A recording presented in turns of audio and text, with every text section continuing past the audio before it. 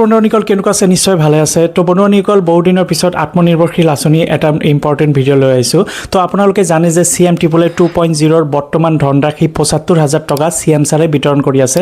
আপোনালোকে চাই আছে যে ৪-৫টা মান ডিষ্ট্ৰিক্ট একেলগে কৰি এঠাইত অনুষ্ঠান কৰি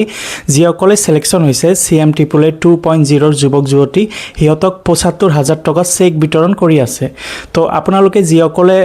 এই চেকটো লাভ কৰিছে এই আত্মনিৰ্ভৰশীল আঁচনিৰ 2 লাখ টকা যেটো সিলেকশ্যন হৈছে আপোনালোকে সকলোৱে নিজে গম পাই গৈছে যে বৰ্তমান অসমত আত্মনিৰ্ভৰশীল আঁচনি CM 2.0 ধনৰাশিটো বিতৰণ কৰি আছে তো এতিয়া কথা হল যে CM 1.0 ইয়াৰ আগৰ বছৰ যিসকলে 25,000 যুৱক যুৱতী সিলেকশ্যন হৈ আছে ইহঁতে অলৰেডি 1 লাখ টকা লাভ কৰিছিল ইয়াৰ আগৰ বছৰ কিন্তু নেক্সট 1 লাখ টকা দিয়া হোৱা নাই এই 1 লাখ টকা কেতিয়া দিব এটো CM ছাৰে যোৱাকালি শোণিতপুৰ ডিস্ট্ৰিক্টতে এটা প্ৰগ্ৰাম কৰিছিলে এই আত্মনিৰ্ভৰশীল আঁচনি CM 2.0 তাতে ভাষণত কৈছে যে CM 1.0 যুৱক যুৱতী কেইদিনমানৰ ভিতৰত নেক্সট 1 লাখ টকা লাভ কৰিব পাৰিব ভালদৰে বিজনেছ কৰিছিল ইয়াৰ আগৰ বছৰ যিসকলে 1 লাখ টকা লাভ কৰিছিল 25,000 যুৱক যুৱতী হিয়তে যিসকলৰ ভেৰিফিকেশন হোৱাৰ পিছত ভালদৰে বিজনেছ কৰি টকাখিনি খটুৱাইছিল হিয়তক মাটি আকৌ নেক্সট 1 লাখ টকাৰ চেক দিয়া হ'ব তো বন্ধুসকল CM ছাৰে কি কৈছে CM 1.0 যুৱক যুৱতীৰ সকলক আপোনালোকে ভিডিঅটো ভালদৰে চাই লওক আপোনালোকৰ বাবে ভিডিঅটো মই ৰেকৰ্ডিং কৰিছো CM ছাৰে নিজে কৈছে যে CM 1.0 যুৱক যুৱতী নেক্সট 1 লাখ টকা দিয়া হ'ব কেতিয়া দিয়া হ'ব CM ছাৰে এই ভিডিঅটোত আপোনালোকক জনাই দিছে তো ভিডিঅটো সম্পূৰ্ণ ভালদৰে চাই লব প্ৰথম প্ৰচেষ্টাত আমি 25,000 ল'ৰা ছোৱালীক 1 লাখ টকা যোগান ধৰিছিলো 75 আৰু 25 অহা কেইদিনমানত আমি প্ৰথম পৰ্যায়ত যাক 1 লাখ টকা দিছিলো তেওঁলোকক আৰু 1 লাখ টকা দিবৰ কাৰণে আমি মাতিম এতিয়া এই 1 লাখ টকা কিমান জনে পালে প্ৰথম বছৰ আমি 75 আৰু 25,000 টকা কিমানক দিছিলো 25,000 যুৱক যুৱতীক দিছিলো যেতিয়া দ্বিতীয় কিস্তিৰ ধন আমি দিম আমি কিমান জনক দিম 13,000 জনক দিম এতিয়া আপোনালোকে ভাবিব যে বাকি 12,000 কিয় 1 লাখ টকাটো নাপালে বা নাপাব ইয়াৰ ভিতৰত 3,000 যুৱক যুৱতীয়ে টকাটো লৈ গৈ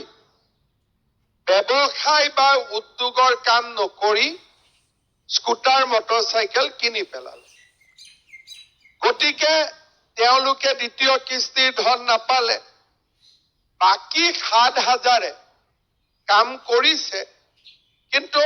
আমি বিচাৰামতে কৰিব পৰা নাই চেষ্টা কৰি আছে হয়তো কেইদিনমান পিছত তেওঁলোকে 1 লাখ টকা পাবগৈ তো ফ্ৰেণ্ডসকল ভিডিঅটো চাইছে নিশ্চয় CM ছাৰে যোৱাকালিয়ে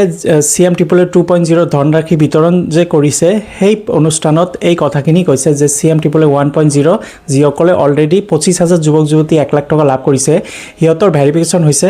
এতিয়া হিয়তক নেক্সট 1 লাখ টকা দিয়া হ'ব তো কেতিয়া দিয়া হ'ব ডেটটো জনোৱা নাই কিন্তু ইয়াৰ আগৰ মানে 2-3 দিন মান আগতে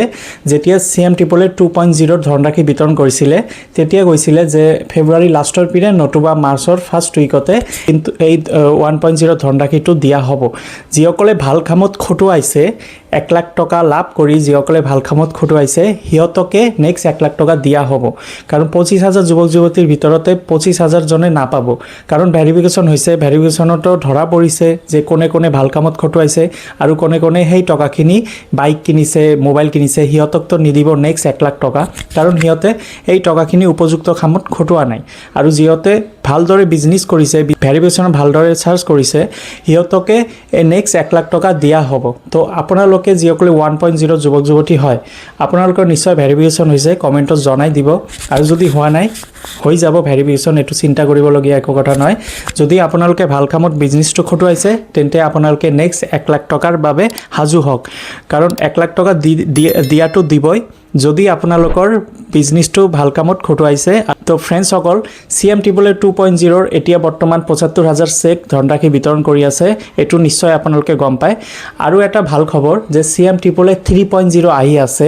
মাৰ্চ মাহৰ পৰা এই পৰ্টেলটো খুলি দিয়া হ'ব এইটো CM ছাৰে নিজে কৈছে তো যিসকলে এই বছৰ লাভ কৰা নাই সিহঁতে আকৌ এপ্লাই কৰি দিয়ক মোৰ হিচাপত আকৌ এপ্লাই কৰিব পাৰিব কাৰণ এই বছৰ আপোনালোকে যিসকলে পোৱা নাই নেক্সট বছৰ পাবও পাৰে